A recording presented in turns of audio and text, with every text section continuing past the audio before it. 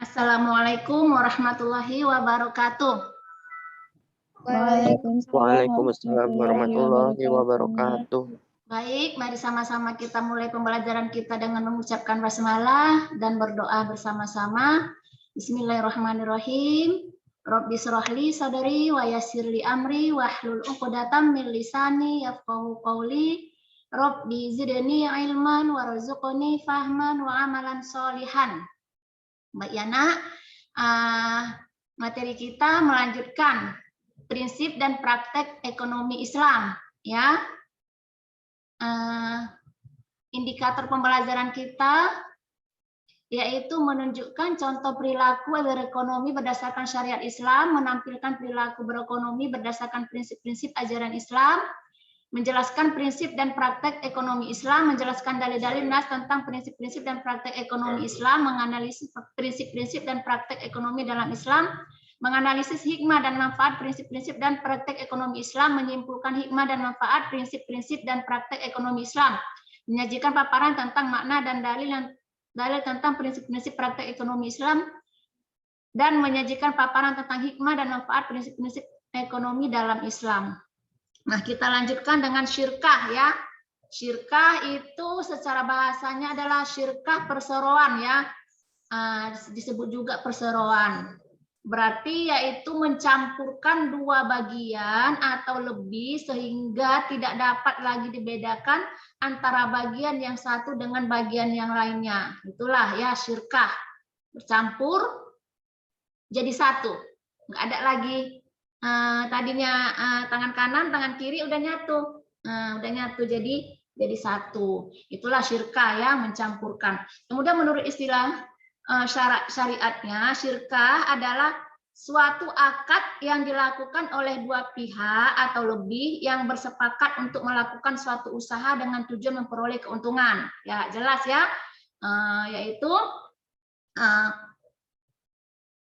dua orang atau lebih yang bersepakat dalam melakukan suatu usaha untuk mendapatkan keuntungan. Itu ya singkatnya. Kemudian ada rukun dan syarat syirkah. Yang pertama, kedua belah pihak yang berakad. Ada dua orang yang berakad, ada dua orang yang bertransaksi, ya. Akidah ini bahasa Arabnya. Nah, syaratnya orang yang melakukan akad itu adalah harus memiliki kecakapan atau ahlinya, ya. Proporsional gitu ya bahasa kerennya. Kemudian melakukan tasarruf atau pengelolaan harta, ya. Kemudian objek akad yang disebut juga ma'qud alaih, mencakup pekerjaan atau modal. Jadi ada pekerjaan dan juga ada modal. Itu namanya ma'qud alaih, pekerjaan atau modal. Boleh pekerjaan aja, ya. Nah, kemudian adapun syaratnya yaitu pekerjaan atau benda yang dikelola dalam syirkah harus halal dan diperbolehkan dalam agama dan pengelolaannya dapat diwakilkan gitu ya. Jadi harus yang halal, tidak boleh yang haram. Khamar tidak boleh. Babi tidak boleh gitu ya. Kemudian yang ketiga, akad atau yang disebut juga dengan istilah sirot, ya, atau kalau kita bilang transaksi. Nah, adapun syarat sahnya akad harus berupa tasarruf, yaitu adanya aktivitas pengelolaan. Jadi jelas di dalam akad tersebut, di dalam transaksi tersebut ada bahasa mengelola, ya, pengelolaan atau pekerjaan, nah gitu. Nah, itulah syaratnya akad atau sigot atau transaksi. Kemudian macam-macam syirkah. Yang pertama itu syirkah inan, kemudian ada namanya syirkah abdan, kemudian ada syirkah wujuh, ada syirkah mufawadah, dan ada mudharabah. Satu-satu kita coba bahas ya. Nah, yang pertama itu adalah syirkah inan. Nah, apa itu syirkah inan? Yaitu kerjasama antara dua orang atau lebih yang setiap pihak memberikan kontribusi berupa dana, keahlian, dan tenaga. Akan tetapi porsi masing-masing pihak, baik dalam dana maupun kerja, tidak harus sama dengan bagi hasil sesuai harus sama, dengan bagi hasil sesuai kesepakatan. Nah, di sini dalam syirka-inan ini ada 2 orang atau lebih, mereka sama-sama berkontribusi dana juga tenaga, ya, juga keahlian, tenaga, apapun itu tenaganya, keahliannya, baik pikiran atau tenaga atau keahlian, itu sama-sama, ya, juga dana juga sama-sama, tenaga juga sama-sama gitu. Contohnya nih Ibu nih dengan Pak Erwin, ya kan, ini Ibu dengan Pak Erwin, dengan Abi Amin, ini bertiga nih sama-sama punya keahlian tapi berbeda keahliannya. Ibu agama, ya kan, ngajar-ngajar ngaji bisa, kemudian Pak Eri ahli matematika, kemudian Abi Amin olahraga. Yuk kita bekerja sama, yuk buat satu lembaga les misalnya, ya kan, buat les seperti yang les-les tambahan gitu kan, buatlah. Nah, tiga-tiganya ini masing-masing memberikan modal. Pak Erwin juga ngasih modal, Ibu juga berikan modal, kemudian Abi Amin juga ada modalnya di situ, tapi tidak harus sama banyaknya. Mungkin Ibu cuma 10 juta, Pak Erwin 15, Abi Amin kena uangnya paling banyak, 20 juta, kan gitu. Jadi nggak sama. Boleh nggak sama, tetapi nanti ada hitung-hitungannya pada bagi hasilnya gitu, berapa persen seorang, kan gitu. Kemudian pekerjaannya juga nggak sama. Ibu pas bagi apanya ngajarnya, ya yang ngajar les agama kan gitu, yang ngajar les ngaji kan gitu. Pak Erwin yang mau matematika, ya Abi Amin ya yang olahraga gitu. Jadi sama-sama bekerja, sama-sama juga pemodal, tetapi dan keuntungannya itu digabung. Berapapun misalnya yang bahasa yang agama banyak yang peminatnya, matematika sedikit, olahraga juga sedang gitu, tidak sama peminatnya. Jadi ini keuntungan itu digabung semua. Jadi dibagi berapa keuntungan, setelah digabung dibagilah berapa persenan masing-masing sesuai kesepakatan. Begitulah kira-kira contohnya yang namanya syirka-inan, pemodal dan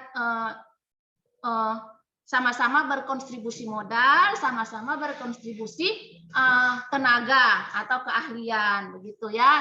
Itu syirka-inan. Kemudian yang kedua itu syirka abdan. Nah, apa itu syirka abdan? Yaitu syirka antara 2 pihak atau lebih yang masing-masing hanya memberikan kontribusi kerja atau pekerja atau amal, ya, kerja tanpa kontribusi modal atau mal. Ini mal, buang anyam. Kontribusi kerja itu dapat berupa kerja pikiran seperti penulis naskah ataupun kerja fisik, ya, seperti tukang ataupun tukang batu ataupun nelayan. Nah, syirka ini disebut juga syirka amal, itu syirka pekerjaan, ya, amal. Nah, ini contohnya, ya, yang pengelola sama-sama pengelola, sama-sama pekerja, berkontribusi pekerjaan atau amal, sama-sama kedua-duanya, nggak bermodal. Contohnya bisa Ibu contohkan penambang misalnya, ya, 2 orang penambang atau 3 orang atau lebih atau berapa. Yuk di sana katanya ada ada emas.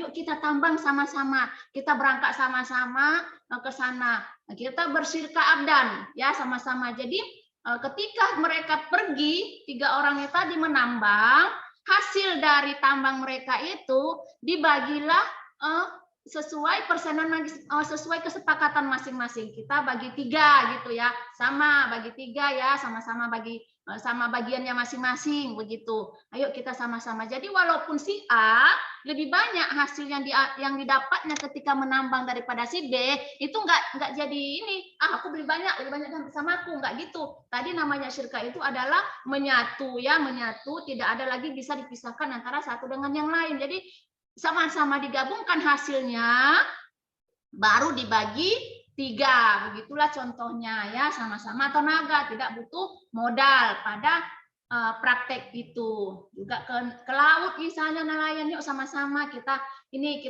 mancing gitu, mancing. Nah, itu juga bisa gitu dipraktekkan dengan Syirka Abdan ya, sama-sama gitu ya. Kemudian Syirka Wujuh. Syirka Wujuh ini adalah kerjasama karena didasarkan pada kedudukan atau ketokohan atau keahlian ya, ketokohan, tokoh gitu ya, atau keahlian. Wujuh itu artinya ahli. Seseorang di tengah masyarakat. Jadi berdasarkan keahlian di tengah masyarakat. Syirka wujuh adalah syirka antara dua pihak yang sama-sama memberikan kontribusi kerja atau amal dengan pihak ketiga yang memberikan kontribusi modal. Nah, ini skemanya ya. Ini model yang pertama, ada pemodal, ada pengelola 2 orang, ada pengelola 2 atau lebih ya. Kemudian ada pemodal, di sini ada proyek. Inilah yang ingin dikerjakan itu. Kemudian ada pemodalnya, ada pengelolanya atau pekerjanya. Nah, inilah namanya syirka wujuh ya. Kemudian di sini juga ada model yang kedua ya. Ada pedagang, kemudian ada pengelola gitu ya. Nah, di sini mereka bisa membeli barang secara kredit, kemudian diolah mereka gitu. Jadi secara tidak langsung pedagang ini misalnya dia beli ke toko, pedagang pedagang itu secara tidak langsung memberikan modal. Mereka tidak sanggup membayarnya, membelinya secara langsung, tetapi diberikanlah secara kredit. Nah, gitu, diberikan secara kredit.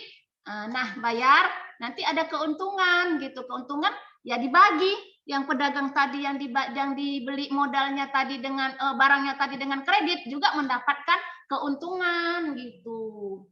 Nah, bisa dengan seperti itu. Misal nih, Bu contohkan yang kredit. Kalau ini gampang ya. Ada pemodal, ada pekerja.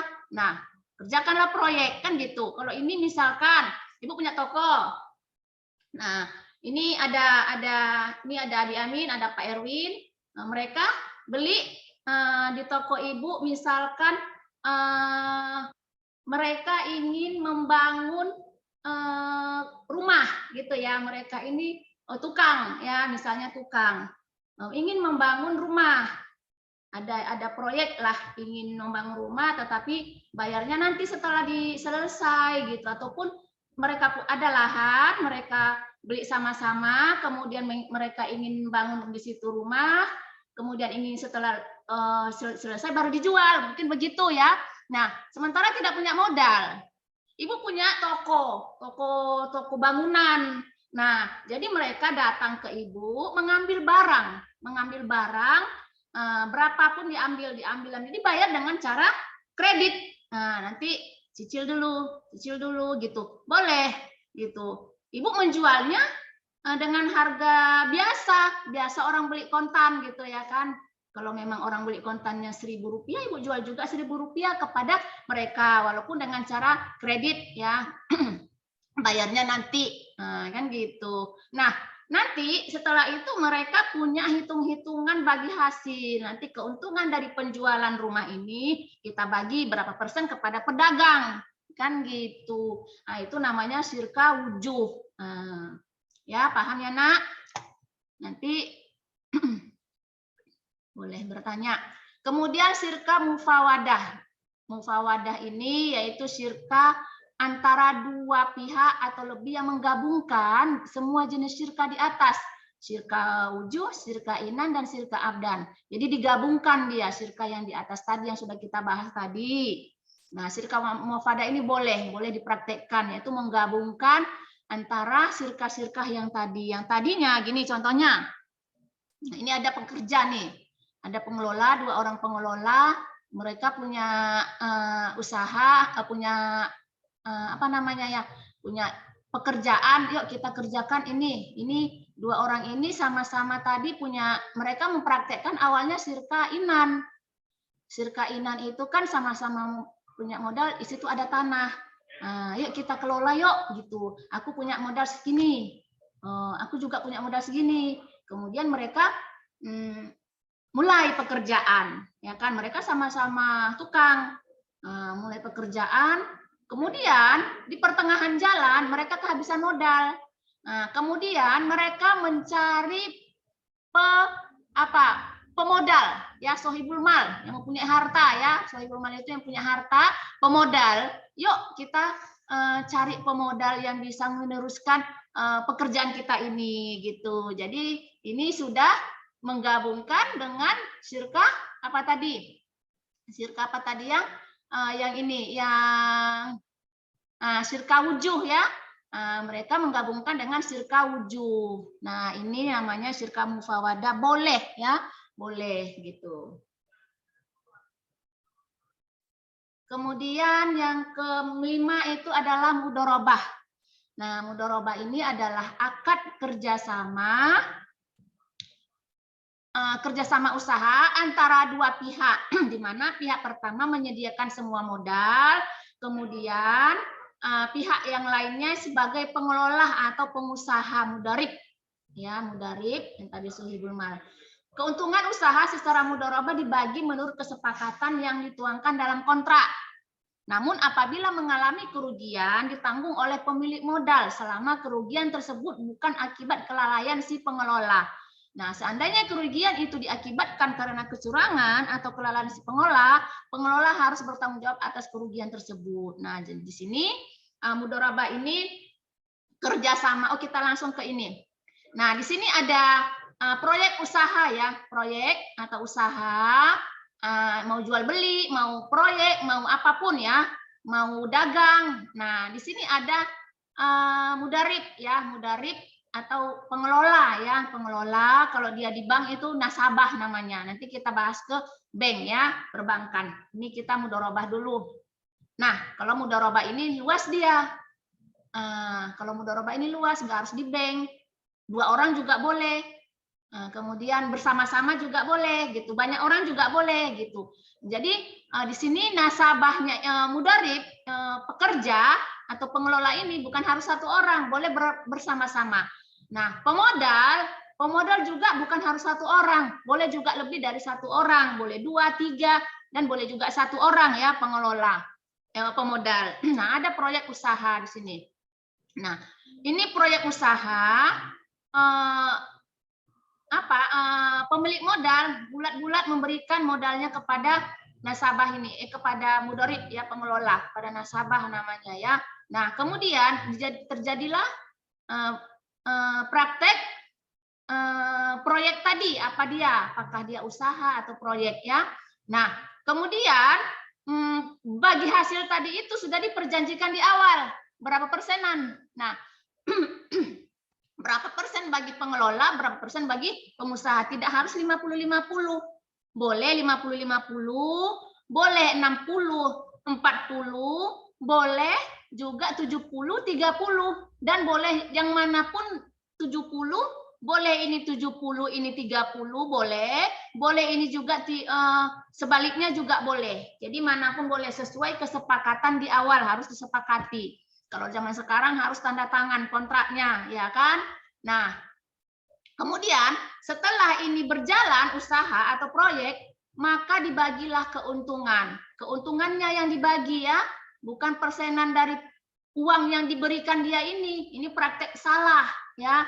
Bukan uang yang diberikannya persenan yang diberikan, tetapi keuntungan. Misalnya tadi modal usaha yang diberikan kepada si pengelola tadi itu 100 juta, kemudian setelah dihitung keuntungannya, mendapatkanlah uang itu terkumpul 130 juta, maka keuntungan yang 30 juta. Jadi 130 kurang 100 jadi 30 juta. 30 juta lah inilah yang dibagikan. Kemudian yang 100 juta tadi modal dikembalikanlah kepada sohibul mal, pemilik modal tadi.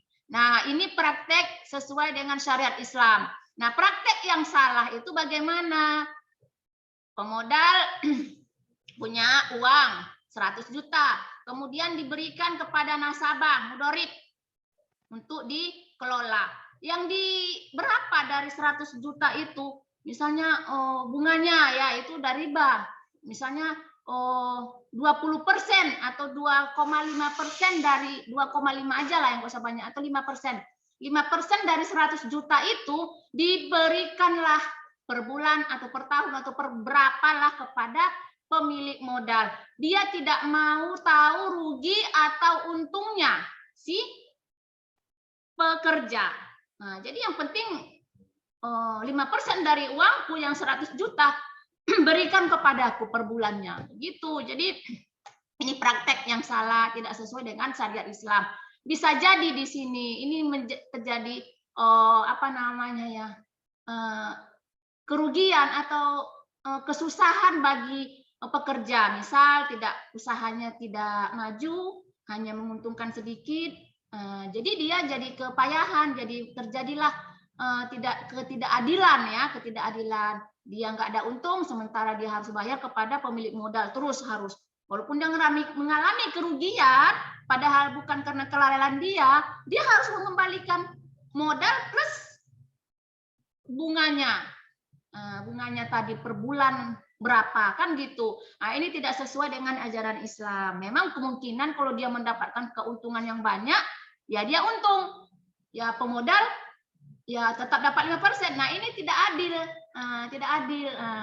Ajaran dari syariat Islam itulah yang paling adil karena dari Allah Subhanahu wa taala prakteknya ya kan.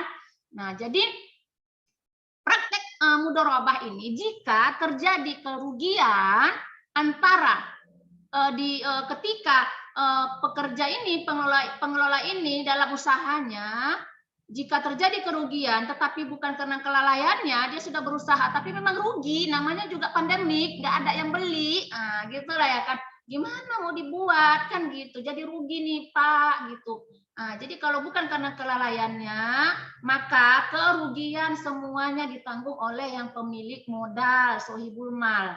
Jadi yang pengelola tidak menanggung kerugian. Gimana dia mau menanggung kerugian? Dia pun nggak punya uang untuk modal. Kalau dia punya uang, ngapain dia minta? Ngapain dia kerjasama? Bagus modal sendiri kan gitu. Jadi di sini tidak menyusahkan yang lain dengan yang satu dengan yang lainnya. Tetaplah sama-sama mendapatkan keadilan gitu.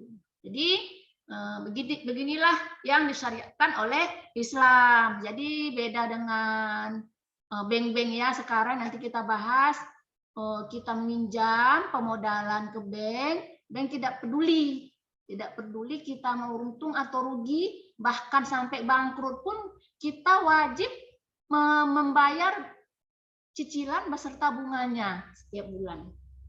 Begitu ya. Itu praktek yang salah.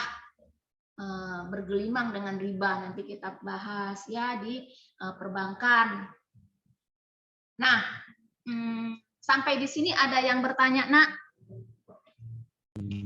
Saya boleh. Saya ingin bertanya tentang investasi atau kayak nanam saham gitu, Mi. Ada beberapa ya katanya investasinya itu atau nanam sahamnya dia itu jadinya riba, ada yang enggak. Nah, saya ingin bertanya bagaimana investasi atau nanam saham yang tidak riba dan enggak, Mi? Yang tidak riba dan riba gitu, Mi. Nanam saham itu sama dengan ini dia. Ini punya usaha. Misal ibu nih langsung ya, ibu aja langsung. Ibu punya mau membangun satu perhotelan, hotel. Biasanya di hotel itu orang nanam saham ya kan. Kemudian kita jual saham ini, kita tawarkan ya sama-sama, misalnya sama si A, sama si B, sama si C, gitu ya. Kemudian dari saham tersebut keuntungan ini tadi kita misalnya sahamnya satu slot itu 100 juta gitu ya. Dari tadi kita buat saham itu saham untuk mengelola satu perhotelan, satu hotel, satu slot 100 juta misalnya. Nah, per slot berapa persen keuntungan dari operasional hotel tersebut? Nah, itu dihitunglah per slotnya diberikan kepada pemilik saham. Itu boleh. Sama dengan ini tadi mudharabah. Nah, yang pengelola pengelola perhotelan tadi itu disebut dengan mudorib, ya mudorib itu disebut, itulah yang pengelola yang membuat tadi perhotelan tadi. Nah, yang membeli saham tadi berapa slot? Aku 1 slot, aku 3 slot gitu. Itulah tadi sohibul mal. Nah, pembagian hasilnya, maka ketika sudah berjalan nih proses perhotelan tadi setiap bulan misalnya dihitung atau per tahun atau per berapa ya, per berapa lama dihitung, per tahun kah? Nah, ketika sudah 1 tahun dihitunglah keuntungan dari hotel tersebut semuanya. Berapa keuntungannya? Misalkan keuntungan 1 M gitu ya kan. Nah, dibagilah tadi. Berapa slot semuanya? Misalnya 100 slot, dibagi 100 lah tadi, kemudian barulah dibagi slot-slot itu berapa tadi 1 slot udah dapat tadi keuntungan per slot, maka diberikanlah kepada sohibul mal tadi. Oh, aku 5 slot, diberikanlah dia keuntungan sebanyak 5 slot tadi. Begitu. Itu boleh ya. Nah, itu dibolehkan. Itu namanya, ini sama dengan mudorobah nih, kerjasamanya mudorobah. Nah, yang tidak boleh itu tadi tanam saham. Nah, tanam saham seperti di perbankan, nggak usah jauh-jauh ya. Nah, Ibu tanam saham di perbankan, masukkan saham Ibu 100 juta. Nah, kemudian sudah di sana, kemudian Ibu nggak mau tahu, itu tadi kan uang kita yang kita masukkan ke bank tadi dalam bentuk saham tadi itu apa nama bahasa di perbankan? Nanti pokoknya begitulah, saham lah itu namanya ya kan, kita tanamkan uang. Masuk uang 100 juta. Ini dalam bentuk apa? Bentuk tabungan kan? Atau dalam bentuk deposit? Ya, deposito apa ya? Deposito kalau Ibu nggak salah. Nah, jadi kita milihlah untuk deposito itu. Jadi uang kita ini kan diberikan kepada nasabah yang minjam modal, ya kan? Nah, dalam praktik seperti ini diberikanlah kepada nasabah. Kita nggak tahu apakah kepada siapa gitu diberikan tadi saham kita tadi, ya kan, yang kita berikan ke bank. Kemudian kita nggak mau tahu si nasabah ini rugikah, bangkrutkah, atau musibahkah, kebakaran, atau musibah alam kah, tsunami. Kita nggak mau tahu. Pokoknya tadi saham kita yang sudah kita tanamkan, kita masukkan ke bank 100 juta itu, berapa persen dari 100 juta itu diberikan kepada kita. Nah, itu praktek yang salah. Namanya praktek riba. Gitu ya, Nak. Itu ya yang salah. Terima kasih banyak, Umi. Ya, boleh. Ada lagi? Baik, kita lanjut. Nah, ada lagi, Nak? Ada, Mi. Boleh. Jadi kan, Umi, kalau kita minjam uang ke bank itu kan, Umi, berdosa gara-gara adanya riba. Ya. Nah, jadi Umi kan sekarang ada alternatif ya, Umi. Kita itu pakai bank syariah kan, Umi. Jadi Umi, kalau semisalnya banyak orang yang selalu minjam uang ke bank syariah, Umi, tanpa adanya misalnya bunga ataupun penambahan pengembalian, Umi. Jadi mereka itu dapat keuntungan dari mana sih, Umi, sebenarnya? Sehingga usaha itu terus berjalan, tapi nggak ada penambahan pengembalian gitu, Mi. Gini, di bank syariah itu seharusnya di bank syariah itu tidak hanya meminjam 100 juta kemudian balik 100 juta, bukan begitu caranya. Tetaplah dijalankan dengan sistem seperti ini, mudorobah ini. Nah, pembagian hasil 100 juta.